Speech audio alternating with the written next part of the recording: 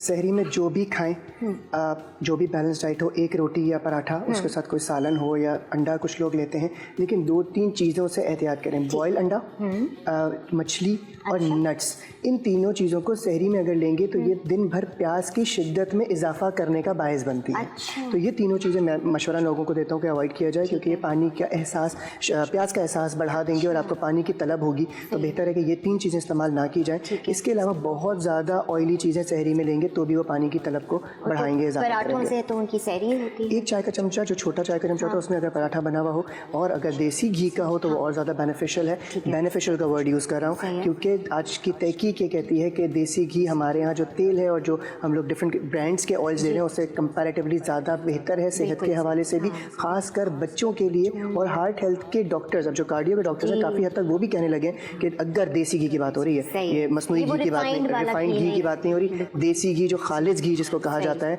लेकिन उसकी तस्दीक ज़रूर कर लें। हमारे यहाँ तो अल्हम्दुलिल्लाह हम बहुत ज़्यादा अच्छे लोग हैं कि बिल्कुल ऐसे एज इट इज़ चीज़ बना के आपके हाथ में दे देते हैं केमिकल से भी, तो उसकी तस्दीक ज़रूर होनी चाहिए, लेकिन देसी घी ज़्यादा बेहतर है। और तकरीबन मैं ये कहता हूँ कि 15 से 20 मिनट पहले सहरी कंप्लीट कर ली जाए, उसके बाद आप 10 मिनट का वक्फा करके थोड़ा सा पानी पी लीजिए और कुछ 2 रेमेडीज़ अर्ज़ कर देता हूँ वो ले ली जाए। लेकिन रसूलुल्लाह सल्लल्लाहु अलैहि वसल्लम की 2 अहादीस मैं कोट ज़रूर करूँगा। आप सल्लल्लाहु अलैहि वसल्लम ने फरमाया कि मोमिन का जो इसका मफ़हूम है कि मोमिन की जो ग़िज़ा है सहरी की वो खजूर है, तो खजूर का इस्तेमाल सुन्नत समझ के ज़रूर करें। वो आपके लिए यकीनन सवाब का बायस भी है सिर्फ पे अमल करने की वजह से। और सिर्फ खजूर ही अगर खाकर हम सहरी कर लें, वो हमारी जो रिक्वायरमेंट होती है पूरे दिन की वो पूरी नहीं होगी यकीनन। अब जैसे किसी ने काम पे नहीं जाना, वो घर पे रहना है, ठीक है, और घर का थोड़ा बहुत काम कर लिया, इतना कोई फिजिकल एक्टिविटी नहीं है, तो ज़रूरी है कि हम सहरी पूरी भरपूर तरीके से करें। रमज़ान 2 वजूहात से हम इंजॉय करते हैं। एक वजह होती है इबादत और दूसरी वजह होती है खाना।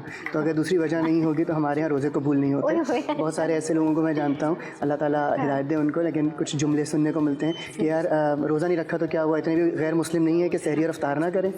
तो है तो ये गलत बात बहुत। रोज़ा रखना अल्लाह ने फ़र्ज़ किया है तो यकीनन, और वो आपकी सेहत के लिए शिफायाबी का ही बायस है।